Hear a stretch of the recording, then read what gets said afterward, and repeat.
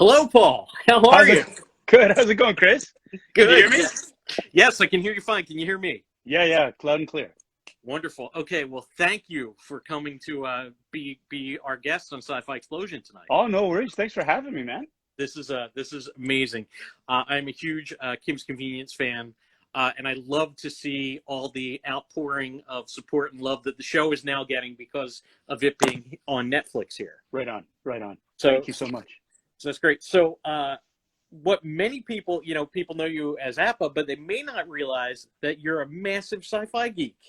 Yeah, I yeah, found yeah. this out from your YouTube videos, which I was Oh, just blown away by. So I'm like, I need to try to get him on the show. This is such a big thrill for me to have you here tonight. So I just want to get right into it. yeah. How did you first realize, you were a big sci-fi fan? I started when I was a kid. My parents, we immigrated here when I was 3 months old, and from Korea, and we immigrated to London, Ontario, which is a small city just south of Toronto, a couple of hours south of Toronto. It's like on the way to Windsor, which is on the way to Detroit, to put it in perspective for the American audiences. And I was a latchkey kid. My parents both had to work, and TV was my babysitter.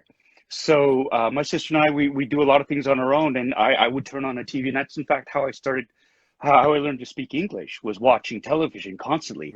And some of my favorite programming, other than cartoons, were sci-fi shows. So I cut my teeth on classic shows like Lost in Space, Space 1999, Star Trek. Obviously, that was the big Right. one right there, and that sort of paved the way for when my dad took my sister and I to see Star Wars in the movie theaters, and that was just the kicker right there. And I've been a sci-fi fan ever since, and I think what drew me to it was the fact that it was really it was a form where anything was possible, and great high concepts were there. It was adventurous, it was fun, and I was drawn to a lot of the characters because even at that age right there, I realized that there were people on there who didn't.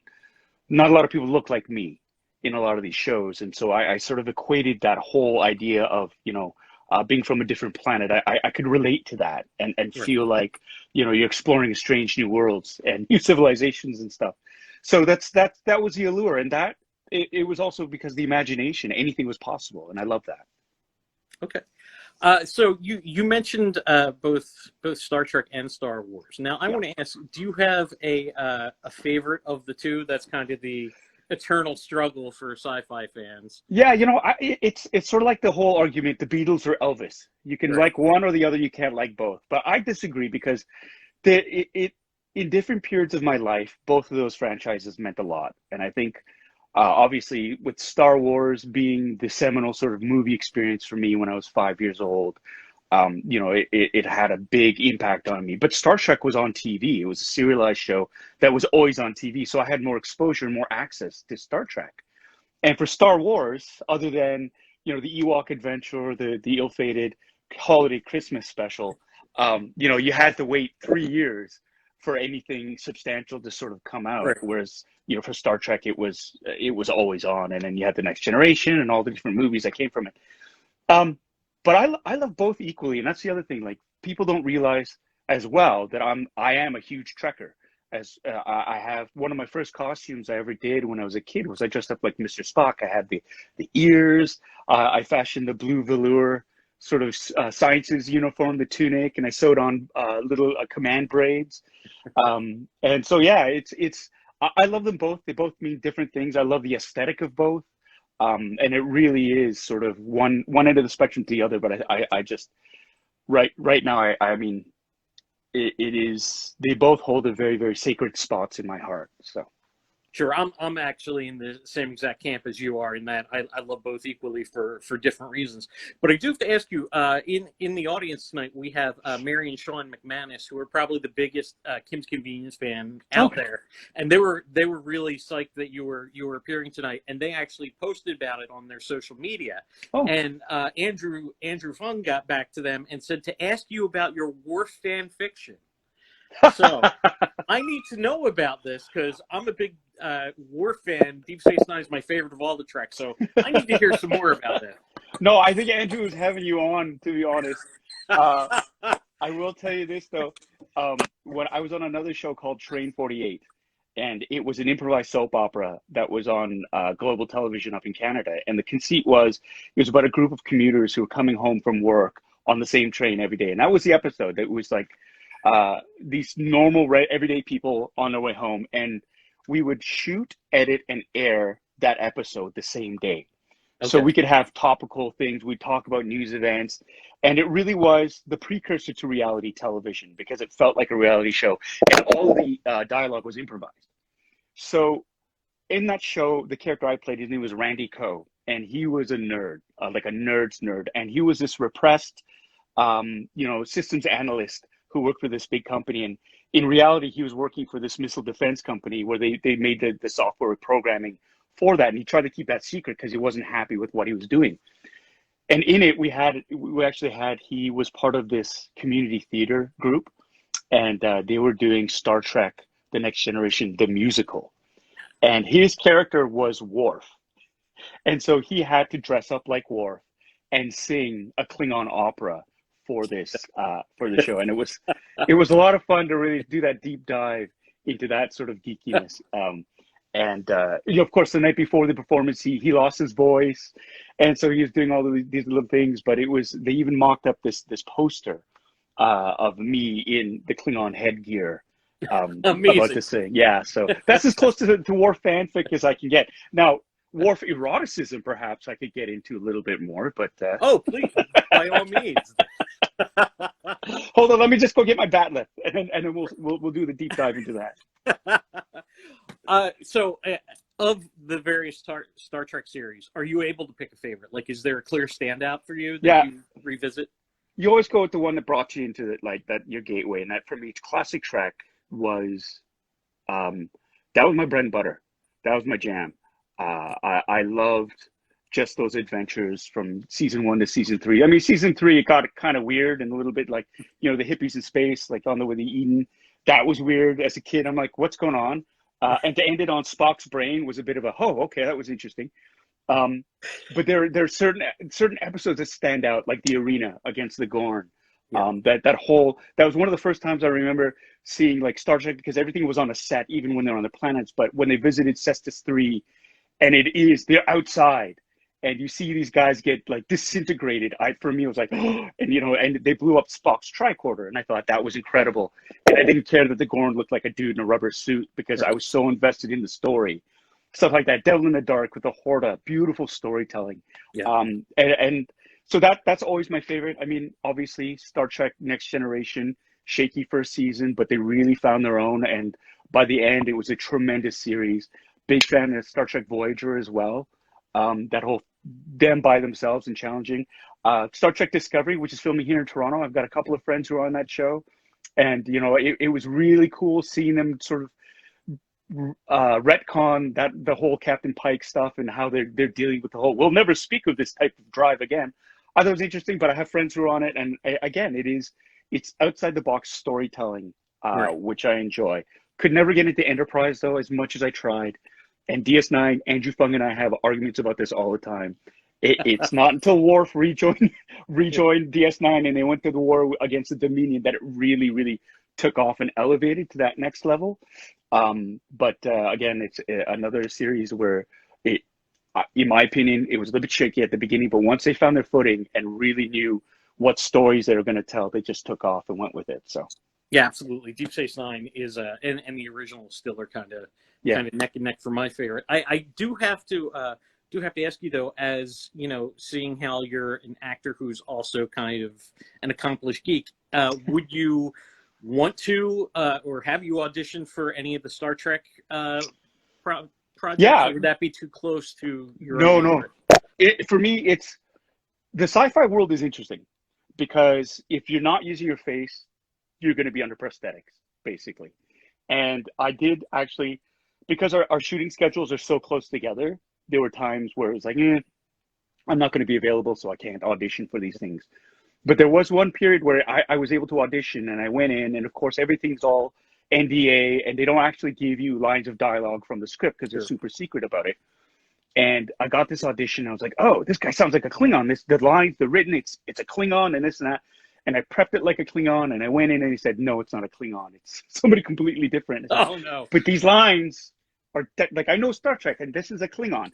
So, I changed it up, and they liked it. But the deal breaker was, they said, we need you to shave your beard because of the prosthetics. Yeah. And I was like, I can't. This is so much a part of my look. I mean, it's COVID, so I shaved. But Sure. back then, I couldn't. Yeah. And that was the deal breaker. And that's the unfortunate bit about this business sometimes, is the practicality of having to alter your look. It can get in the way of some opportunities sometimes. But I mean, Kim's always has first position, right? Like Sure. that's my jam too, and I got to protect that. And as much as I'd love to be on a Star Trek series, there's you have to. Yeah, you got to prioritize sometimes, and it was a Yeah. tough decision to make. And I think when I said I'm sorry, I can't, that sort of right away. Okay, get out. Thanks for wasting our time, fat man. Go.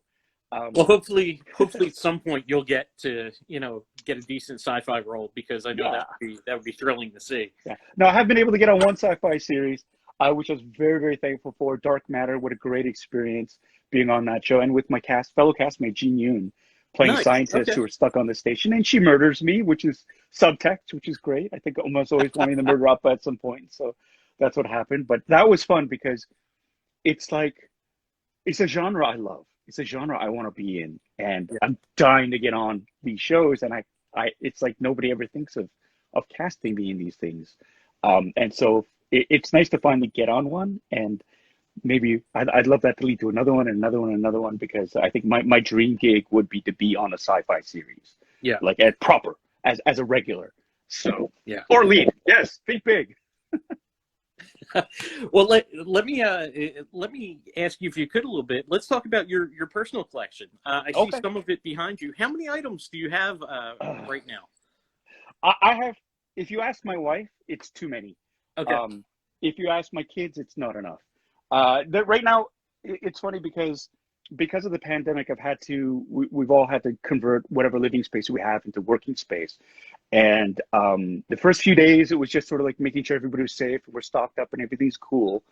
And then it was about finding ways to fill the time. Mhm. And a friend of mine, I got delivered to me because I pre-ordered this. It was a Star Trek. See, there it goes. The Star Wars Skywalker saga in 4K. And it was the big collectible, like 27 disc special edition in a box. And I got it. And a friend of mine said, you should do an unboxing video. Yeah. Because there are a lot of people who are on the fence. And I thought, you know what? Yeah, I'm going to do that. I've seen unboxing videos. My kids do that.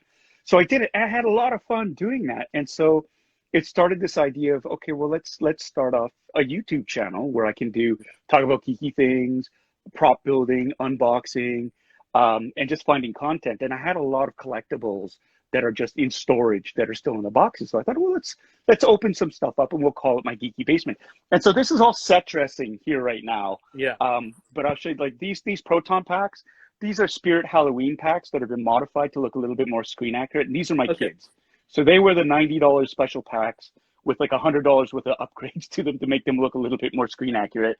And so I'm just going to do this right over there. It's like the 1/28 scale Jaeger from Pacific Rim.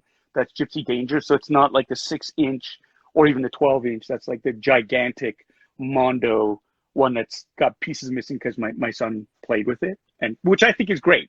Yeah. But I wore them. I said, it's not going to last. It's a collectible. It's meant to be looked at. If you play with it, some of it might break. And it's not like I'm going to sell any of the stuff anyway. So it's cool. So you play with it. That's a Shore Trooper helmet from Rogue One. Nice. There's a company in Hong Kong called BSP, Backstage Props. And I ordered from them. And so that's a fiberglass pole. I treated it, I painted it, and weathered it and all that stuff. And then just over, this is all my junky stuff, really. It's not my A grade collectible stuff. Like, this is a 3D printed Rogue One tank trooper helmet. Ghostbusters boxes. Back there is like a power armor helmet from what's it called? Not Outback, Outland. Oh my God, I used to play it. My brain is much. The pandemic is killing me. It's power armor from Fallout. That's it. Fallout 3. And my kid's Iron Man helmet. And then this is a Marvel crossover where it's Punisher and War Machine It's the Legend series from Marvel, and I got Nice. that for my youngest son. And then and here's a bit of my stuff. So I'm doing some podcasting here. I don't know if you can. This is Rodecaster mixer board. I've got my stuff. I'm gonna do some video podcasting in a bit, and my lights so that Very cool. everyone can see my face. The Xbox One. I'm doing some prop building here. I don't know if you can. Can you see this? This Yes. is this is actually a 3D printed. This is the flamethrower. It's in. I haven't finished it yet. I'm still constructing it and dry fitting parts. But this is the flamethrower from Alien. Amazing. There's a tank that's going to be back here. That's The fantastic. ED-209 from Oh, RoboCop. Both Infinity Gauntlets surrounding the T2, the Terminator arm. That was from. I got the 4K version of T2, and that's what came with it. This okay. Terminator arm right here, and something just fell. Doesn't matter. And The this dangers is of collecting. yeah. So this is my Sega Genesis 16-bit. I blew so much time in university playing this instead of doing work, and it still works. That's what I love about this. Still works. This is old school 13-inch CRT2 Toshiba television. It was my wife's when we first met. We used to watch movies on Letterbox on VHS on this TV, 13-inch TV. And this is a slate from season 2 of Kim's Convenience. They gave me that. This is the last take of the Oh, that's season. great. Camera crew gave me that. There's Beaker and T800. This here. I'm going to be doing another video about this helmet. Now this is a Black Series Darth Vader helmet. I don't know if you can see that. Yeah. And I'm going to do the comparison because I have the Anovos version of that in the other room. And of course, this is my Proton Pack. This is my 1-to-1 scale replica model with functioning lights and sound. I actually have that on my YouTube channel. I do a walkthrough on that, which is really cool. So you can check that out, Bitter Asian Dude Inc. on YouTube. That's my plug. And down Nice. here, again, it's a box. This is where I keep my TK armor for Star Wars. My Stormtrooper armor is in here.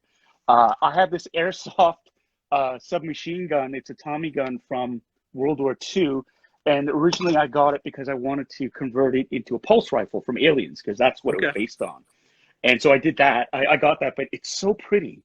I'm kind of thinking about doing some World War II cosplay. I'm a big fan of the series Band of Brothers, and so the 101st Airborne, Easy Company. I'm thinking about doing that because I have a couple of friends who do recreationist stuff, and so they're into that, and so that seemed pretty cool. This here is it's an ugly portrait of me that Andrew Fung got. He commissioned. There was an artist friend of his in Calgary, and so she did that. And for the longest time, I didn't know what to do with this picture because we didn't have that much space to put it up. And we found some space down here. And these are all the teams. I live in East York, Toronto. These are the Little League teams that I've been sponsoring. Great. But like we live in squalor. My basement's a mess. Sorry.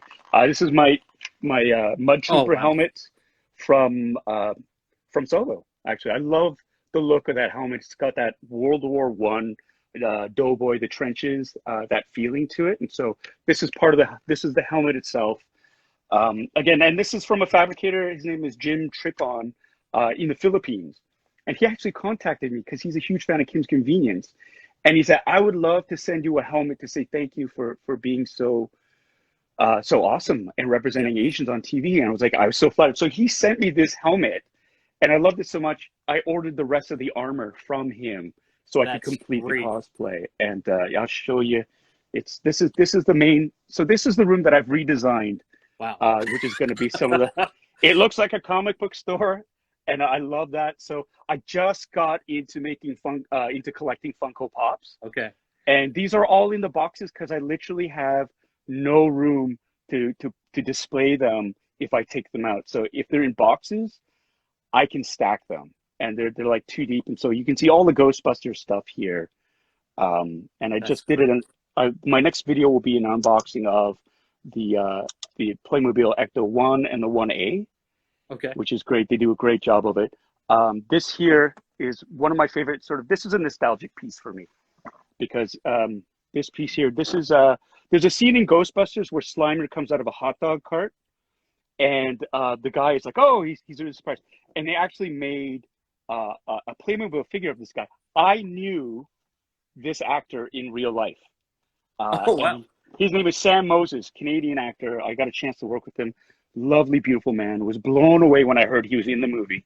He passed away a few years ago, and so that is it's a great keepsake because there's a part of Sam that's living on forever in geek culture, and I think that's Yeah. a wonderful thing. And then I love my Jaws collectibles as well, my Black Series Star Wars, and then these are my Anovos helmets. So you can see I've This got is all amazing. a bit of a problem. I'm a bit obsessed. That's Now this amazing. helmet here is a Black Yes. Series Hasbro helmet, and of Okay. course that's the Poe Dameron one. And this is a 3D pulse rifle that I printed out, which is great. But it's anything that's printed out has the lovely thing is it's light, but the thing is they're light, so they don't have that sort of weight, and they shatter easily. If you drop it, it's gone. Yeah. So there's things. Oh, I'm sorry. And this is a DL44 blaster. This is my this is all metal. It's heavy, heavy, heavy. It's based on a blowback BB gun, and I ordered these parts through. There's a dude named War Machine on eBay, but he has a name named Chris Vanda. I can't pronounce it properly, but they machine these parts, and they've got the Bespin series, like the different flash holders for the different, like the Greedo Killer, the New Hope flash muzzle, Empire Strikes Back, and that's the Return of the Jedi one, and I picked that one because you don't see as many of those out there. Yeah. And then, sorry, this must be so boring. These No, are all hardly. these are all This the is models that fantastic. I have. So at one point, I'm hoping I should be making these models. These are the Bandai versions of the kits. I love them. I think the detail is phenomenal. They're tiny. And of course, these are the Mobius editions for the Battlestar Galactica. There's the Galactica and the Pegasus. Um, and this is the Bandai Star Destroyer. It's got lights on it as well. So one day I will get to these and I'll be able to actually make them. That's And great. then, yeah, the rest. Oh, sorry. And then down here, yeah, this is the Mud Trooper armor right here. So it's got a flexible fiberglass to it. So I didn't have to trim it, but I had to fit it and put all the strapping in and paint it. Okay. So that's what I did there. And the rest of it, this is also when I do voice work. Um, I have this room is I can soundproof it. I've soundproofed it as much as I can. I close the door. Oh, there's my Ghostbusters jumpsuit. And so what I do is I try to sound. This is all acoustic foam in Right. here to deaden the sound, and then I'll drape this across like that, and then it's more soundproofed, and then I will do sound recordings down That's here. such an amazing setup. Yeah, and so this is what I've been doing during the pandemic, just to keep Great. myself sort of busy, and it's an investment too because as a performer, it's good to have these options, especially for voice work, and yeah, and then of course this is the gear that I use to shoot my YouTube video stuff. It's a Canon M50 Rode microphone, and I have a little teleprompter set up. So it's been really cool doing a deep Oh, dive into the equipment that's too. fantastic. Yeah. Yeah, We have a question. I noticed yeah, this too. Does your Ghostbusters uniform say APA? yeah. It does. It does. So Uh, good. so I got this uniform. So this is before Kim Love Senior's it. the TV show. This is Okay. before. So I kind of thought, I have one that says Lee, but it's so short. It's only 3 letters. But that's Yeah. cool. But I kind of thought it'd be a really fun crossover to have that. And I think it's put away. My X-Wing, I've got a helmet, an X-Wing helmet in Arabesh. It says Appa on it. And on the back Oh, in that's so Arabesh, it good. says OKCU. And so if you can read Arabesh, that's a really deep sort of geeky inside joke. That's the best Easter egg ever. Yeah. Oh, and then I'm sorry. I'm in my bathroom. This is the downstairs bathroom. But here, yes, we store all I collect Amazon boxes in case I need to They come store in handy. stuff in them. Yeah. They do, and as you can see, I've been ordering a little bit. But this is my TIE fighter armor and helmet here. I keep in the bathroom on this hockey rack. But up here it says Appa as well. Oh, that's amazing. So that's my tie. And there's always a tie-in. I love having those little Easter eggs and those little touches that if you know, you know. And it's a fun little touch to have. Funko needs to make Kim Convenience pops. So Oh, that needs to happen. Like, yeah, I'd be all over that. yeah, Like, like crazy, because that's for me is, um, it's so flattering. Somebody, actually a fan, suggested it, and then they did a mock-up, because what they did was they took a generic uh, Funko piece and they repainted it and put a plaid shirt on it, and it was really, really cool. And I'd love to see that. I would really, really love to see that. this has just been so amazing. Just to kind of wrap things up here, what can you tell us about? I know obviously COVID has halted everything, about the future of Kim's Convenience. Well, we've been renewed for seasons 5 and 6, so fear not. The first 4 seasons, as you said, is available on Netflix US. If you're in Canada, only the first 3 seasons are available. If you want the 4th season, you have to download the CBC app called Gem. That's their streaming app. They're not going to share it with Netflix Canada. You're going to have to deal with it, but you get CBC Gem for free, and you can watch all of season 4 on that. Yeah, we should be shooting now.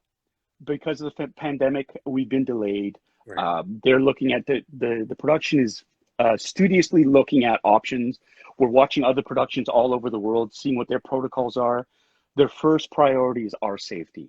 Sure. Safety of the crew, safety of the actors. You don't want to start filming, have somebody get sick, and have 60 people sick all of a sudden and shut down production. So they are they are examining all the options. They're going to make sure it's 100%. Well, no, you can't really guarantee 100% safe. They're going to make it as safe as possible for us. And it is the actors. They're the ones that are most vulnerable, because they deal with every department and they're exposed to the most people. So they're really looking out for us, which is great. We're looking at possibly September, if everything goes great, that we can start shooting. But we have been renewed for seasons 5 and 6. So that's a great thing. There's a huge commitment from CBC to have the show going, and we're over the moon about that. Finally, where can everyone find you online to follow your exploits? Yeah, so my Instagram handle is Angry Appa. So and that's how you and we connected, right? Through Absolutely, Instagram, yeah. which is great.